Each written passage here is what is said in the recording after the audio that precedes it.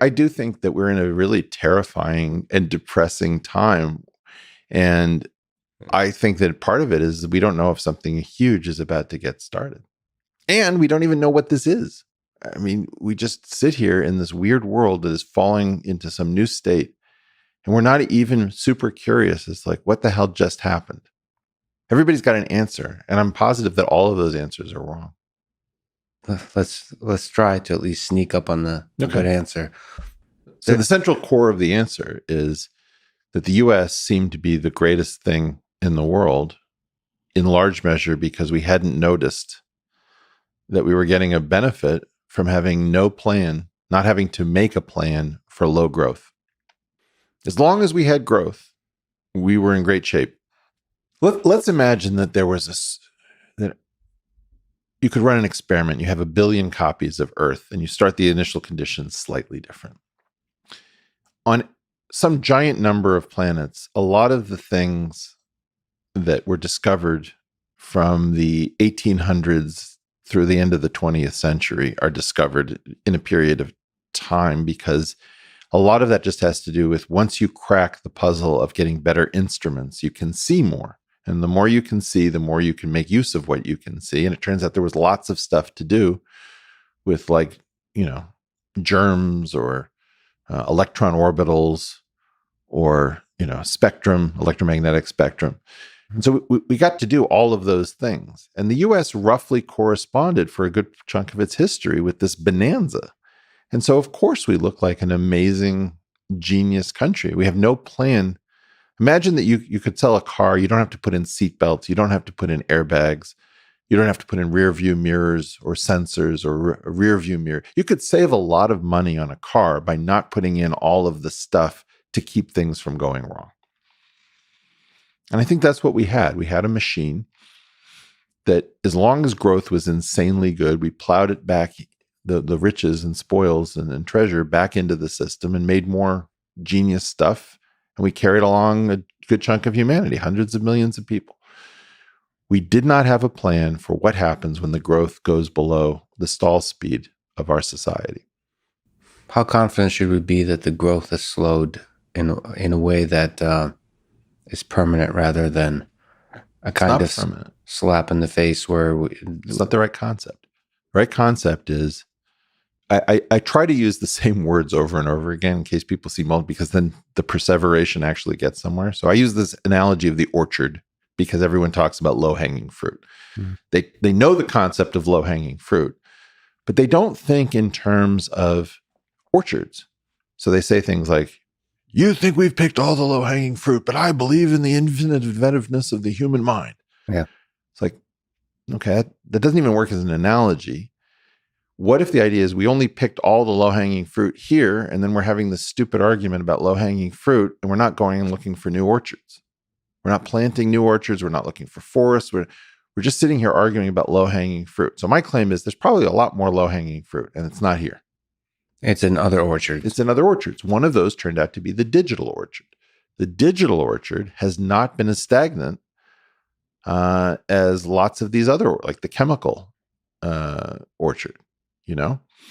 I have faith that there's a small percentage of the population, but not zero, that's looking for those other orchards. Like, I'm excited about one of those orchards, which is, I believe there'll be robots in everybody's homes, and that will unlock some totally new thing, totally new set of technologies, ideas, the way we live life, the productivity, everything. It'll change everything. So I'm excited about that orchard. So I'm roaming that orchard and wondering how the hell you kind of bring back, like the ant that finds a new source of food. Yeah, I'm trying to find an apple I can bring back to the great. So you're in an explorer idiom.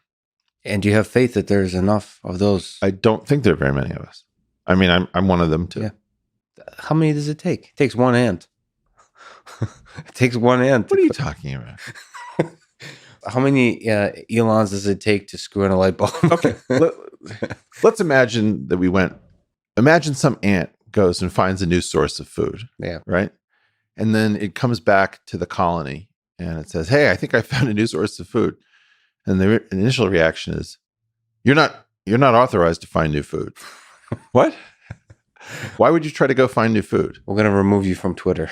Yeah. And by the way, I think the fact that you think you're allowed to go find new food shows how privileged you are as an ant. Get out of the colony. Kill him. Kill him. Well, that's probably not a great model for finding new orchards. And I think that what we find is that where there's a system that allows somebody to ascend without a lot of gatekeeping, you can have that. But, I saw this happen in hedge funds. Hedge funds for a while hoovered up a lot of talent because they were places that had funding and had freedom. And in general, really smart people want to be free and they don't want to think a lot about how they're going to, feed themselves. They want to get lost in their minds. So you can either give them productive places to play, dangerous places to play. They're either going to break into computers or find vaccines for you or build bombs or build companies. And we're not providing for the people who have to disrupt and have to innovate and trying to channel that effort. We're so focused on this other thing, which is like fairness and safety. And fairness and safety, by the way, are really important. I don't want to denigrate them. But the singular focus on fairness and safety without, in the same breath, being focused on growth and discovery and creation is going to doom us, because what we're talking about is we're always talking about divvying up the pie that is, as opposed to the pie that will be. Imagine that you spent all your time trying to divvy up the 13th century pie and you destroyed your ability to get to the 20th century. You'd be an idiot.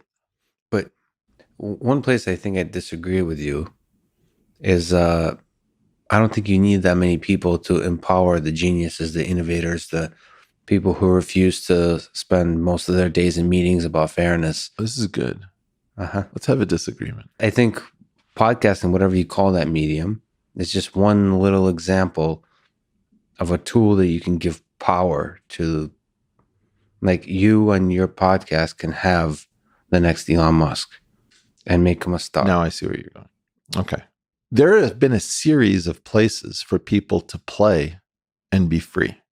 And we've lost them successively. What's a good place you remember? Because I disagree with you there too. I think they're still there.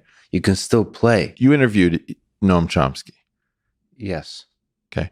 Noam Chomsky comes from an era where you can play. Where you could play. At MIT. At MIT. And you can't play. This is where I disagree with you. We've already had this. But go check the Clips channel for the Lex Friedman podcast. I think I wasn't brave enough at that time, and I'm not really brave enough now. Come on. Because Where's the vodka? It's a feeling, and people are going to tear me apart. Oh, what are you? And you speak from emotions and facts. Wait. The feeling. Whose podcast is this? It's yours. Yes. Okay. Tell the people who are currently editing your brain, because I saw that move right now. Yeah. That they should go find another podcast. Right? Let's get rid of some of your audience right now. Yeah, please go find another podcast if you're editing my brain. Nevertheless, all the self-doubt, they're sitting in that brain. Oh my God, I can't stand to watch this. But all right. Yeah, okay. What is this self-doubt loop that you're in? The thing is, when I walk the halls of MIT, there's bureaucracy, there's administrators that never have done anything interesting in their entire lives. There's meetings, there's all the usual crap. All the usual crap. But there's, in the eyes of individuals, there's this glow of excitement that has nothing to do with career. I understand this. And that's just, it's still a playground. There's little pockets of playgrounds from which genius can emerge still. And they're unaffected by diversity meetings or fairness meetings or blah, blah, blah. I love to hear this. Yeah? Well, you don't think so? I don't believe it. Because I've watched the change, Lex. I've watched people edit. We are all editing ourselves all the time. I remember my old mind. I liked it better. All of this relentless focus on critical race theory and, critical theory, postmodernism, fairness, social justice, it's making many of us into worse people.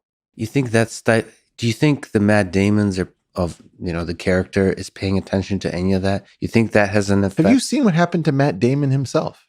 Matt Damon has tried to say various things at various times that seem to be relatively innocuous. He can't can't speak. Okay, well let's not mix up. Matt Damon is just an actor. No. He was just a Harvard student who came up with his own genius screenplay, acted, and made it happen. No, But we're somewhere else. You don't think you can build a rocket company out of MIT still? I think that there are things that you can still do, but we're losing them. We lose them. We keep losing them. I would say the biggest problem here, let me just say like what I think the solution would be is to fire anybody who's not faculty, especially young faculty should have way more power, and administration should have much less power. Because right now the administration, which some of whom used to be faculty, but they've lost the fire, the spark that gave them, they've lost the memories of the playground. And so the people that admire and love the playground, like you could see it in their behavior, should have way more power. And so we should create systems that give them power. Lex, you're very idealistic. Yeah. And you've got a huge heart. It's a weird time because I don't want to dissuade you from believing beautiful things, because I see how potent you are. You do all these things: jiu-jitsu, guitar, podcasting, programming computers, et cetera, et cetera. I don't think you're right. I think we're in a really deeply screwed up place where even the tiny number of... Let me give you an alternate version of this dystopia. I do think that there are people who are capable, and there's still places to play and cause things to happen that progress the story forward. But if you look at the fire that some of the people are in who fit that profile, like how much crap has Elon Musk taken? Quite considerable. Right? And not much admiration from the... Craig Venter, Jim Watson. These are very difficult people. Steve Jobs is a very difficult guy, you know? Yeah, it is a bit heartbreaking to me.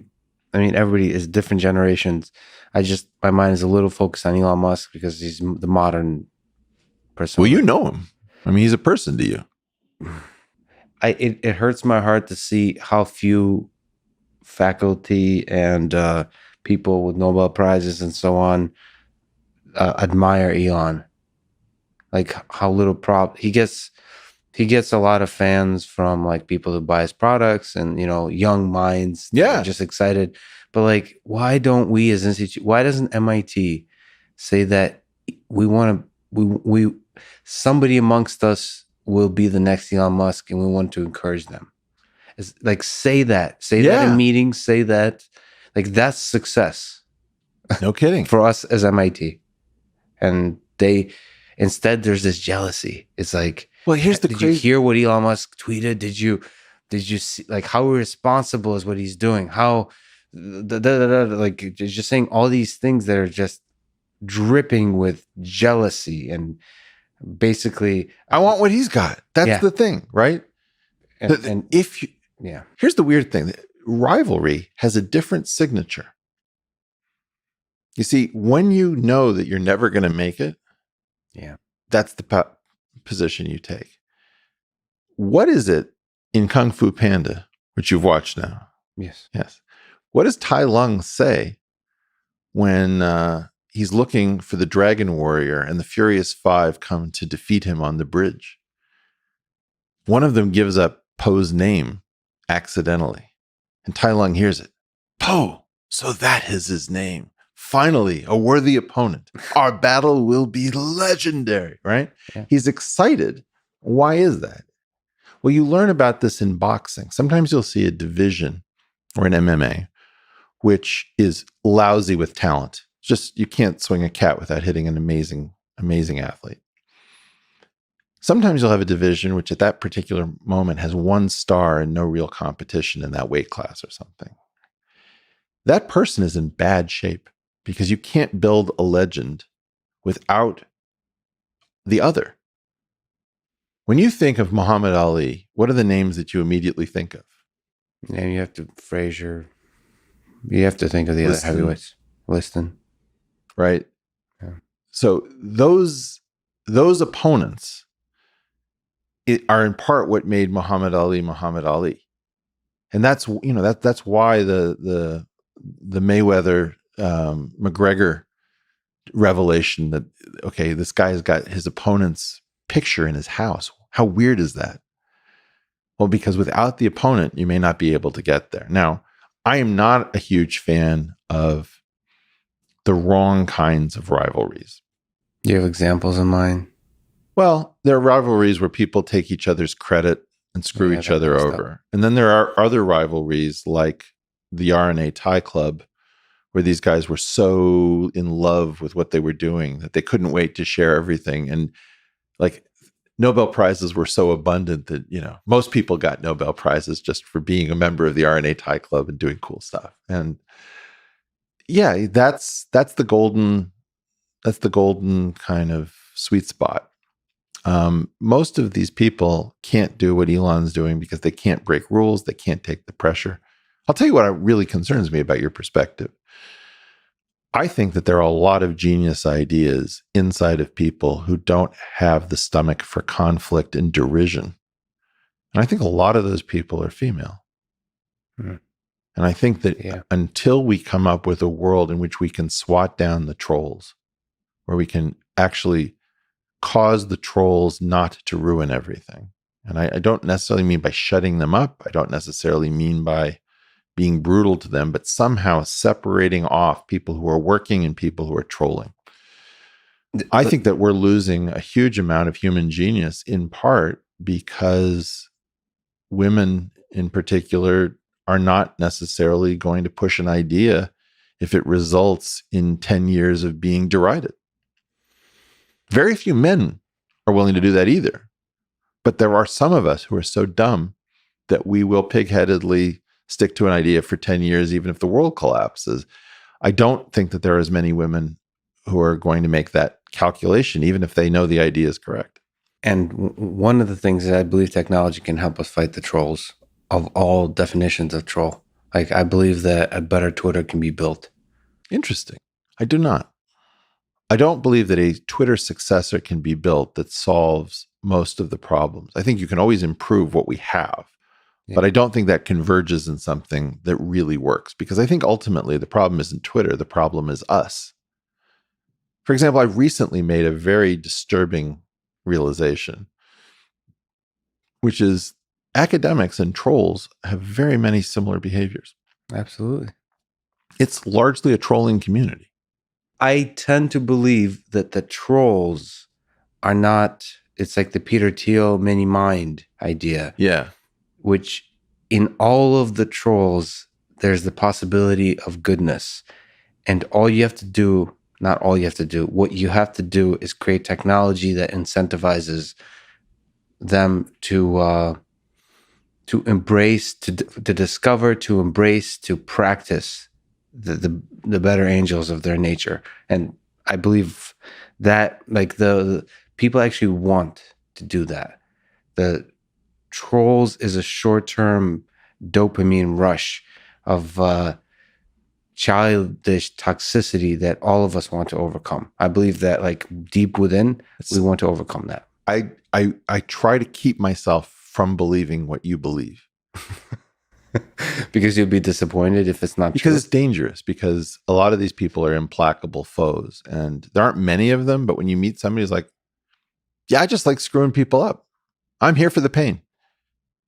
I just believe even in them, there's a wonderful book that I'm going to recommend to you, where I hope this comes from. Maybe I've got the source wrong, but in any event, it's a great book called Maximum City, about Bombay. Mm-hmm. And I believe the conceit is that the author leaves Bombay as a kid and comes back as an adult, and he realizes he has to rediscover the city because he can't live in the city he left. So he gets in contact with all of the weird areas of the city, and one of them is the underworld. He hangs out with the police, but in the underworld, he's talking to contract killers. And he says, it's really weird. Everybody pleads for their life right before I kill them.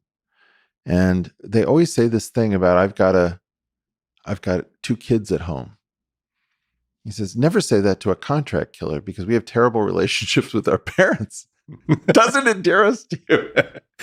And I was just thinking, like, oh, wow. So there's a minus sign in front of that statement. You're sitting there saying, you know, I've got a 3-year-old. It's like, okay, well, I'm going to take this POS out of that kid's life. Maybe he'll have a chance. You don't know how people are wired. And as much as I hate to say it, there are people whose wiring is so disturbing and so different from yours that you will never guess why you can't reach them or how much pleasure they may have gotten because they may have gone over a point of no return. Nevertheless, you are just a smart guy who is using his intuition to make a hypothesis. You do not know this for sure. No. And I'm whatever the hell I am, that has a different hypothesis that even in the darkest human beings that seem to be only full of evil, there's a good person there that could be discovered. And Lex, one of the reasons I love doing your show is that you have these beliefs, even as a Russian. Now, the Russian special. As you know, there is a weirdness, which is a total cynicism and total idealism locked together, right? That's very much a part of the